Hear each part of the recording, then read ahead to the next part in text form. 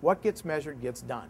And so if you want collaborative people, you got to teach it and you got to measure. If you want kids to be able to speak eloquently about their solutions to complex problems, you have to give them complex problems and you have to measure and assess how they're doing in solving complex problems.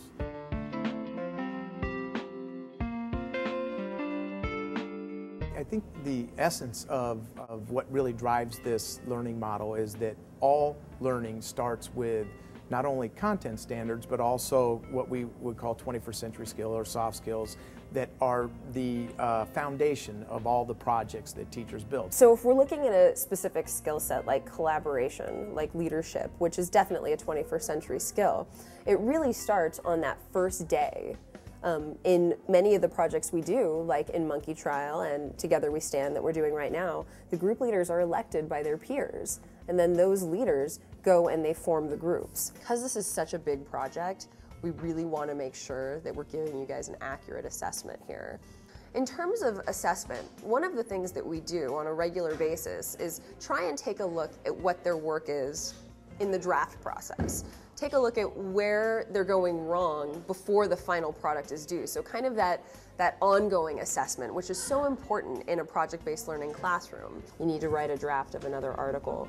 Sit down, revise your first one based on the feedback that I've given you right now. Because I remember glancing at yours and try and rework it in a way that kind of gets at what I'm looking for. And it really helps that we do these little assessments throughout the project, that we don't just wait until the end, that we sit down with them and we look at the drafts. That feedback then gets put into digital tools that allow people to access, students to access that information whenever they want to. We try and keep everything as digital as possible, save paper, and because it organizes it for us. So this is a great way, even after I've graded, if I want to go back and take a look at what someone did and be like, you know, what did Aitana think about that project? What did she do well? What didn't she do well? What would she change next time? It'll tell you, because a lot of time parents look at this too, what this grade means. Like for technology literacy, it says this grade reflects the student's demonstrated ability to use a variety of technology tools to improve the quality and efficiency of their own work.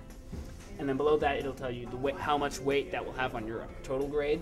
All of that is then put into our online gradebook, grade portal, which really breaks out not just content literacy, that certainly is in there in each of the content areas, but also breaks out these global ready skills of collaboration, problem solving, and it allows them to see, you know, how am I doing across a broad set of performance standards. It's got to be one of the greatest tools, and most probably people check the grade portal a lot more than they check the regular portal just to see how they're doing. But even if they don't notice it, students rely heavily on the grade portal and the learning outcome system to understand how they're doing in class. Having it so they can go back in and see what their grade is and see comments. The comments are key. We won't answer a question from a student. If they come and ask us, why did I get this on that journal? Have you gone in and looked at your comments? No. Well, why don't you go in and take a look and then we can talk about it. It allows the learner to really kind of take that information and say, I really want to get better at public presentation or problem solving.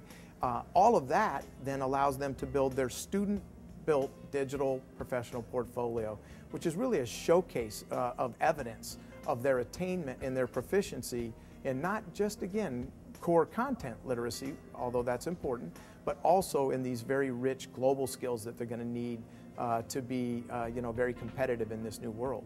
I mean, the biggest thing with this is just, it tells you so quickly, just do a really quick walkthrough, who's doing their work and who isn't. They can go and see how they're doing in collaboration over 4 years, how are they doing in public presentation over 4 years. So it gives them this rich data set for them to kind of see, how did I do as a 9th grader, now how am I doing as a 10th grader, and how am I doing as an 11th grader.